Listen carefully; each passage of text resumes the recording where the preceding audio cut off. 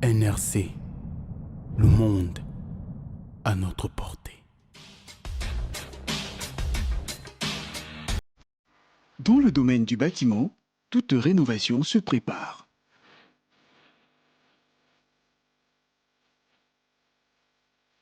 Pour passer du projet à la réalisation, il est nécessaire de réfléchir à chaque action à entreprendre.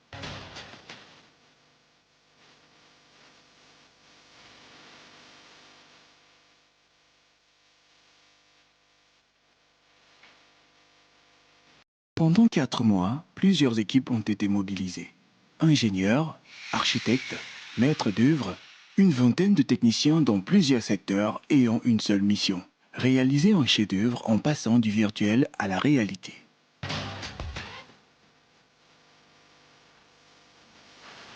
La réalisation de ces différents travaux s'est déroulée dans un ordre précis.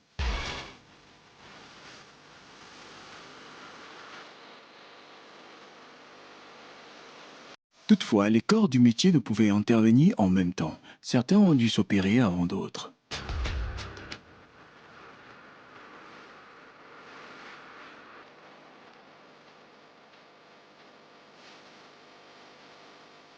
Un seul objectif animait cette équipe de travailleurs pendant ces travaux de rénovation: faire naître quelque chose de spécial, faire naître le NRC, le Nubissier Resources Center. Le Nubissier Resource Centers, en réalité, n'était pas l'idée de départ. L'idée de départ, c'était de trouver un bureau dans lequel je devais pouvoir travailler parce que ça fait 6 ans déjà que je travaille sans bureau. Et je squattais les bureaux, que ce soit de la Startup Academy, que ce soit les autres entreprises dans lesquelles je travaille, parce que je suis plus habitué à travailler sur le terrain.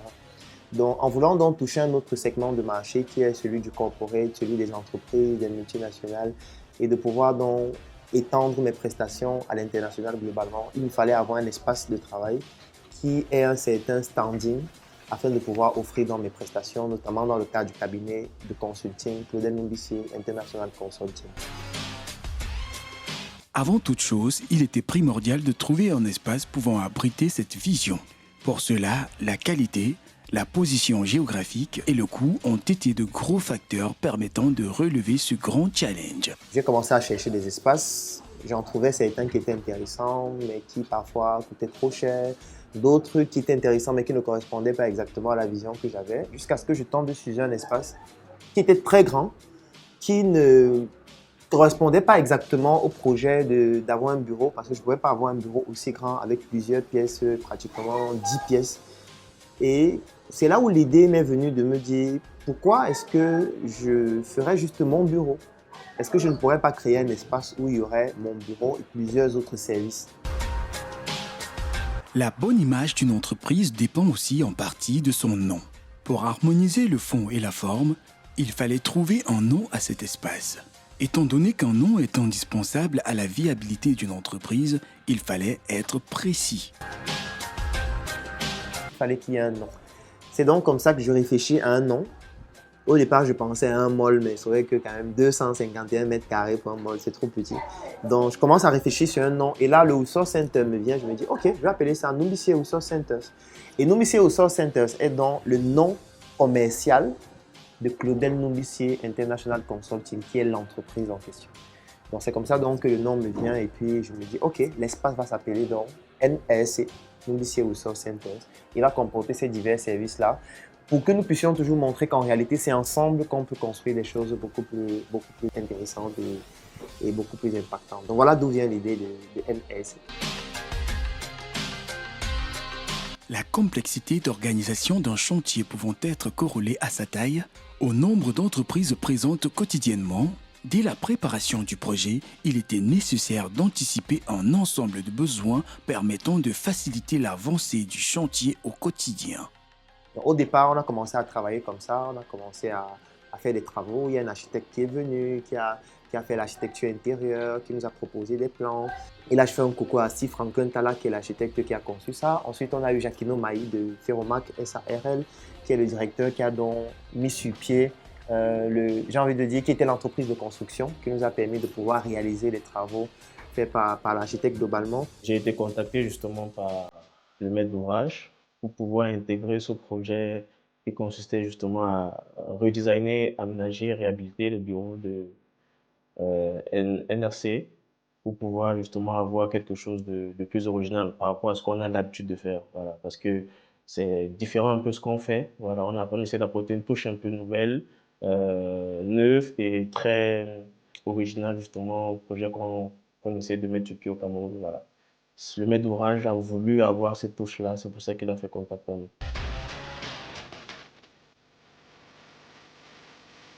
Le thème collaboration a pris tout son sens lorsque je travaillais vraiment avec Steph Franklin Tala, à qui je fais un coucou en passant. C'était plus ce qu'on appelle un brainstorming lors de l'élaboration du projet. On a nettement gagné en temps parce que chacun d'entre nous a mis son expérience à contribution pour que les choses puissent se passer dans de brefs délais, pour gagner en temps. C'est la première fois que j'ai eu à travailler avec quelqu'un d'aussi créatif qui, il faut que je le dise, m'a poussé dans mes derniers retranchements. Un grand chantier étant comme une grosse usine, ces types d'opérations peuvent nécessiter l'intervention d'une dizaine, voire d'une vingtaine de techniciens sur le chantier, chacun ayant un rôle très particulier. On avait juste une semaine pour proposer justement ce plan de design 3D. Ils se sont un peu fait sacrifice, mais ils ont pu attendre le projet parce que c'est la phase la plus importante. La phase vraiment architecture design, c'est la phase la plus importante avant de se lancer dans les travaux. Au niveau des couloirs, vu que c'est l'accès principal pour accéder aux différentes pièces de l'immeuble, nous avons trouvé le plafond actuel qui est de type PVC, inadapté au standing que nous voulons pour la pièce. Et aussi l'éclairage qui est en tube fluorescent et ne donnait pas un éclairage assez tamisé et expressif. Ces tubes qui sont des types fluorescents, je vais les remplacer par des tubes de technologie LED qui ont l'avantage de consommer 2 fois moins d'énergie, qui éclairent plus et qui sont plus durables aussi. Nous allons opter dans les prochains jours pour un plafond tendu de type 3D avec un éclairage tamisé spot pour donner un côté expressif à la pièce et aussi des éclairages en bande LED sous forme de losange pour donner un côté artistique et rehausser le standing du couloir et des plafonds.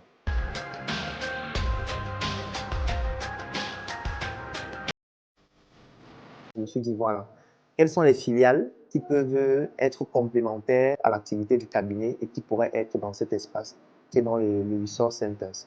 Donc, j'ai commencé à identifier certaines filiales comme Collagency, comme la vitrine, comme Startup Group globalement au niveau de la direction générale. Et c'est là où je me suis dit, voilà, chaque pièce sera une pièce pour l'un de ces services-là. Et ça va faire en sorte que nous puissions avoir des services complémentaires.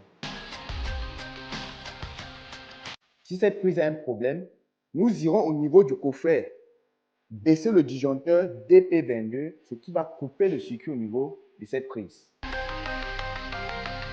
Le maître d'œuvre, étant un expert du bâtiment, fixe le choix technique et se rassure que le chantier réponde parfaitement aux normes en vigueur. Arrivé au thème de l'évaluation des lots climatisation et électricité, où il était question de faire une évaluation du circuit qui était déjà existant, des climatisateurs et de l'électricité, il était question pour notre électricien de faire une évaluation et de calculer le taux d'amortissement des appareils suite à son OK qui nous permettait de pouvoir utiliser les appareils pour un bon bout de temps encore.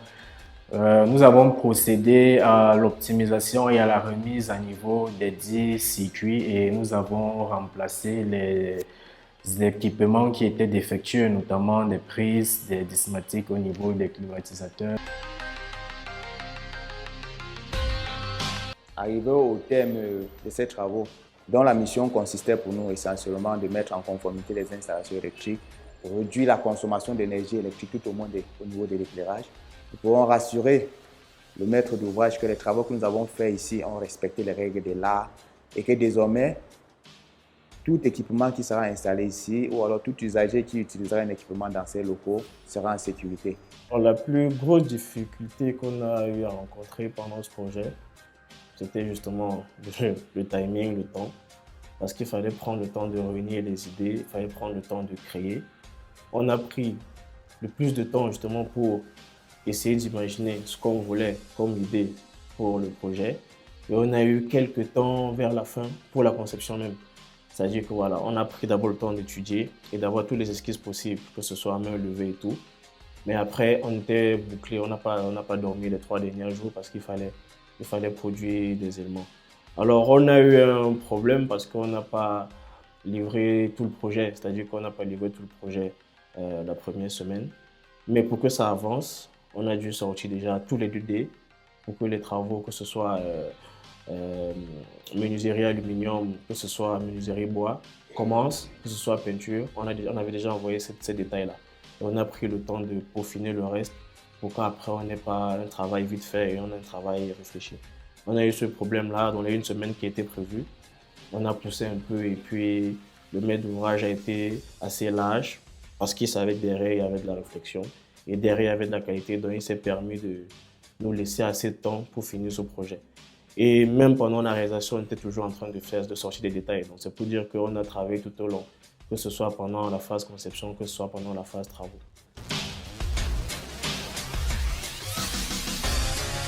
Le charme d'un bâtiment dépend en grande partie de l'agencement des couleurs et chacune a une signification particulière.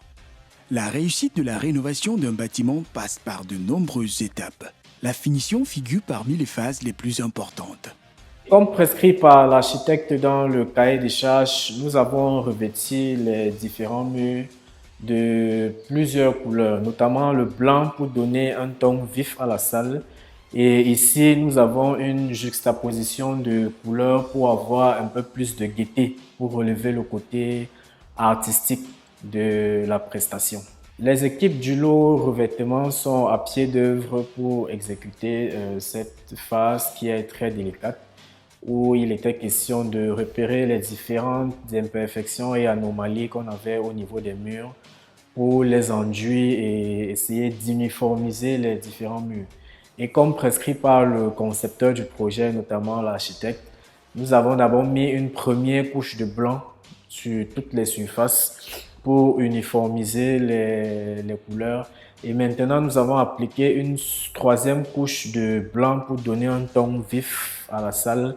Et nous avons aussi derrière nous une juxtaposition des différentes couleurs pour donner un peu de gaieté à la pièce et exprimer le côté artistique aussi de la prestation. La gestion d'un tel chantier est donc une démarche qui s'inscrit durant toute la durée du projet de construction, de sa conception à la livraison du chantier, en passant par l'exécution des travaux. On a travaillé quand même avec un architecte qui est assez pointilleux. Donc pour qu'il nous livre le travail excellent tel qu'on le souhaitait, ça a pris un certain temps. Et vous devez vous imaginer que quand on a un espace comme celui-ci, il a un certain coût. Donc le temps vaut de l'or, mais il le fallait pour avoir un rendu d'une certaine qualité. Donc ça a pris un certain temps pour avoir tous les rendus avec toutes les modifications que nous avons pu faire avant de commencer les travaux. Donc il y a le problème de temps que nous avons rencontré avec pratiquement tous les prestataires. C'était le cas avec l'architecte, c'était le cas avec la plupart des techniciens d'ailleurs, que ce soit les menuisiers, que ce soit les maçons, que ce soit les plombiers, etc., que ce soit les graphistes, où la plupart des fois on avait toujours des retards. Et voilà, ça allongeait un peu le temps de réalisation et chaque fois que le temps augmente, les coûts augmentent. Donc le plus gros problème pour moi, c'était ce temps de réalisation des différents acteurs qui intervenaient dans la réalisation du Numbisia Resource Centers. Ça n'a pas été du tout facile parce que beaucoup de tâches là-bas sortaient de l'ordinaire. Je prends l'exemple des plafonds tendus, je prends l'exemple des revêtements. Comme vous pouvez le constater à la fin des travaux, vous verrez que ça sort vraiment de l'ordinaire, comme on peut le dire. Donc, il fallait vraiment être très assidu lors du choix des prestataires. On avait des délais bien impartis qu'il fallait respecter. Dans un projet de construction, la gestion de chantier est un aspect essentiel au bon déroulement des opérations. L'objectif affiché est de respecter les délais prescrits par l'architecte et le maître d'ouvrage. On comprend dès lors que cette tâche n'est pas toujours aisée, notamment sur des projets de grande envergure. On a l'habitude de faire des projets minimum sur 1 mois, 2 mois et tout le reste. Mais justement, il y avait, je crois, une deadline, il y avait une pression, il fallait le faire en 1 semaine. Voilà. Mais 1 semaine, parfois, certains maîtres d'ouvrage, certains clients se lancent directement dans les travaux. Mais justement, le maître d'ouvrage de ce projet a pris le temps justement de faire appel à un designer. Et pourquoi on fait souvent appel à un designer pour ce genre de projet? Parce qu'après, l'aménagement d'une start-up n'est pas forcément pareil que l'aménagement d'une banque. Donc, il fallait justement un avis professionnel sur ce projet. Et en fonction des besoins du maître d'ouvrage, il fallait justement proposer un design qui devait s'adapter à tous les besoins, que ce soit les postes de travail, que ce soit les espaces alloués au bureau, pour pouvoir justement avoir un truc original, identique, et puis qui est unique et qui est propre à l'entreprise. Ce sont les challenges qui nous forgent. C'est vrai que lorsqu'on parlait lors de l'élaboration du projet avec le maître d'ouvrage, c'est lui qui... je devrais dire que c'est lui qui m'a boosté au fait. Parce que nous avons l'habitude de travailler sur des projets où le maître d'ouvrage vous fait comprendre que bon, sur certains aspects, il peut être passif. Sur ce projet, ce n'était pas le cas. Il était très méticuleux sur tous les détails. Il fallait que ce soit identique au rendu architectural. Et il y veillait personnellement. Donc, ça me poussait aussi à, sur le terrain, m'impliquer pour que les choses soient bien faites. En tant que manager, il fallait les amener à épouser la vision et à leur faire comprendre pourquoi le travail doit être bien fait. Certaines tâches ont été refaites même 4 fois, mais il fallait les amener à comprendre le bien fondé de cette rigueur. Et aujourd'hui, je peux dire que c'est eux qui en profitent. La communication entre les différents professionnels de la construction étant primordiale, il était nécessaire d'informer très rapidement chacun des techniciens d'un changement. L'utilisation d'une maquette numérique a été un atout pour l'évolution des travaux. La plupart des personnes qui travaillaient ici étaient des artisans, dont certains n'avaient pas d'entreprise, d'autres avaient juste leur petit atelier, d'autres, lorsque tu leur disais « fais-moi une proforma », ils ne savent pas de quoi il s'agit. Donc, d'autres devaient faire le travail et tu devais payer après pour avoir une facture. Donc, directement, même au niveau de la comptabilité, ça posait des problèmes. Au niveau du respect des délais, c'était quelque chose d'assez incroyable. Je ne vais pas compter le nombre de fois où on a eu à faire des travaux et les travaux ont été refaits parce que les finitions ne correspondaient pas exactement à ce qu'on voulait. Je ne vais pas compter le nombre d'endroits où on a changé le plan initial parce que les finitions n'étaient pas bien faites et on était obligé de passer à un autre plan qui, sur le plan esthétique, devait être un peu plus agréable. Je ne peux pas compter le nombre de fois où on a passé des commandes pour fabriquer des meubles parce qu'au départ, le but c'était de tout fabriquer entièrement. On a commencé à le faire pour certains, mais ça prenait tellement de temps, tellement d'argent. Et les artisans qui, bon, après, ils n'ont pas de pression. Ils te disent, voilà, je vais te livrer la semaine prochaine. On devait trouver le juste milieu entre le coût, les délais et le rendement. Mais c'est ça, être manager. On faisait face à des situations où il fallait privilégier soit le rendement ou les délais.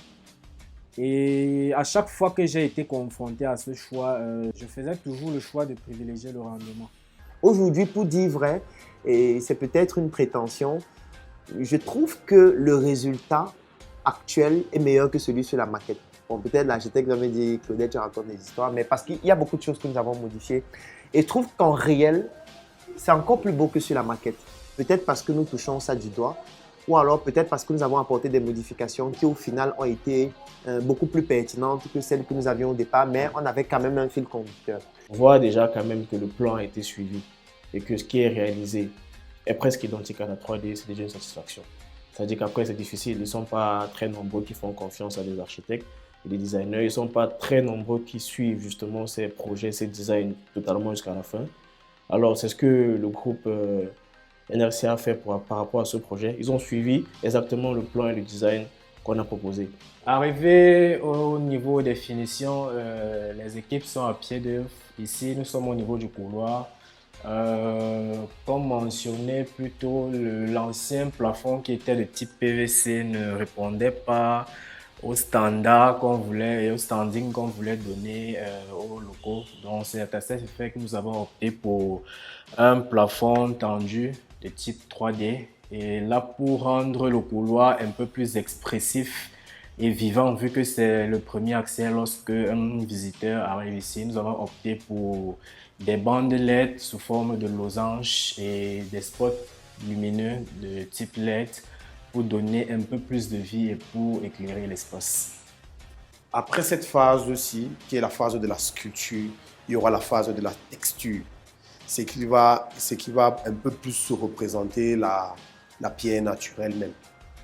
En fait, c'est ça que je suis en train de faire là pour décorer toute cette surface. Ça fait une décoration de plus jolie, de pas vulgaire, de plus attrayant, de plus spectaculaire en même temps. Ma plus grosse crainte pendant ce projet était que certains éléments du rendu architectural ne puissent pas se matérialiser sur le terrain. Nous avons pu trouver des alternatives et des moyens de contournement pour pouvoir implémenter, je ne saurais dire à 100% les directives du cahier de charges, mais je dirais que dans l'ensemble, la quasi-totalité des éléments qui figurent sur le rendu architectural ont été matérialisés sur le plan. C'est vrai qu'il y a quelques petits détails qu'on pourrait aménager ou améliorer toujours si on avait plus de temps. Mais il faut dire que voilà, c'est un premier jet et forcément si c'est une boîte qui est là sur le long terme, on aura toujours le temps de rénover, de proposer, de rajouter, parce que ce qui fait la force d'une entreprise, ce qui fait la force d'un design, c'est la capacité à se renouveler, à renaître à chaque fois. Voilà, c'est pour ça qu'on est satisfait du premier jet et on sait qu'on va encore travailler dessus, parce que voilà, on a appelé à modifier, à s'améliorer au fur et à mesure avec le temps.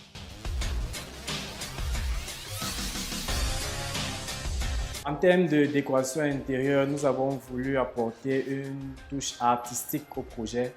C'est pour ça qu'ici, nous avons opté pour un revêtement mural en pierre artificielle pour relever le standing. Tout ceci dans le but de parfaire au mieux la décoration et varier à l'infini les créations décoratives dans le but d'avoir un look assez original à la texture finale.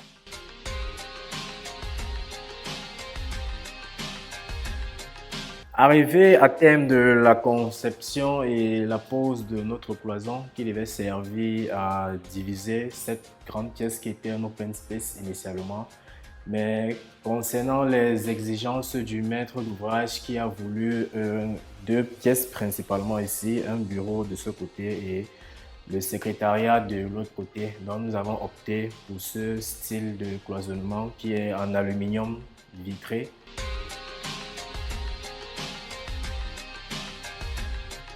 Passons par l'harmonie des couleurs jusqu'aux travaux de finition complète. Pendant ce long processus de plusieurs mois, aucun détail n'a été négligé. Aujourd'hui, le résultat est visible et les bureaux vides ont cédé place à un mobilier flambant neuf qui n'attend plus qu'à être disposé de façon convenable pour enfin ressortir l'éclat et la beauté du NRC. Ça n'a pas été facile, mais comme ce sont les challenges qui font l'entrepreneur, on a pu relever le challenge et grande est ma satisfaction d'avoir pu livrer ce projet. Mais comme j'aime si bien le dire, seul on va vite, ensemble on va plus loin et ma plus grande satisfaction, ce n'est pas tant le fait d'avoir terminé ce projet, mais c'est le fait d'avoir pu harmoniser ces différents corps de métier et d'avoir poussé chacun à donner le meilleur de lui-même. Pendant 4 mois d'intenses travaux de rénovation, le NRC a vu défiler en son sein une vingtaine d'ouvriers, tous ayant la même motivation, celle de contribuer à l'éclosion de ce projet ambitieux. Nous coupons ce jour le regard de nous ici, Ressources Center, et nous en profitons pour dire à tous ceux qui sont là, merci et bravo, vous avez tous nos encouragements. Ah oui, ah oui, ah oui. Félicitations! Aujourd'hui, Le son de l'inauguration se fait entendre, le NRC brille de mille feux. Un nouveau rêve vient de se réaliser. Le rêve de voir briller le Nubici Resources Center. Une nouvelle page qui s'inscrit dans la vision de son promoteur, un nouveau challenge à relever. Nubici Resource Center, c'est l'étape 1 d'un process qui va se dérouler en 3 étapes. C'est-à-dire, la première étape, c'est de pouvoir comprendre le modèle économique. C'est pour ça que nous ouvrons d'abord un Resource Center à Yaoundé. Nous sommes à la nouvelle route Bastos. Ensuite, dans 12 mois, nous allons répliquer ce modèle à Douala en améliorant les erreurs que nous avons eu à commettre les 12 précédents mois. Et la troisième étape, c'est de pouvoir maintenant construire des Resource Centers et de pouvoir les franchiser à travers l'Afrique dans un premier temps et à travers le monde. Ça aussi, c'est pour pouvoir faire comprendre aux Africains qu'en réalité, il faut avoir une vision par rapport à ce qu'on fait. La vision permet de savoir où on va. Et lorsqu'on sait où on va, on connaît quels sont les outils avec lesquels on doit se déplacer, quelle est la route qu'on doit prendre, quel est le temps que le chemin va mettre en fonction du type d'outils qu'on va utiliser. Et lorsqu'on a compris ça, on comprend directement l'urgence d'utiliser des leviers sur le plan humain, c'est-à-dire de collaborer avec les autres, des leviers sur le plan économique, c'est-à-dire de mettre son argent avec celui des autres afin de réaliser des choses plus grandes, des leviers intellectuels, c'est-à-dire de comprendre que nous sommes tous ignorants mais pas de la même chose et que chacun doit apporter ce qu'il a afin que ça contribue à construire le puzzle qui va nous permettre d'être beaucoup plus puissants.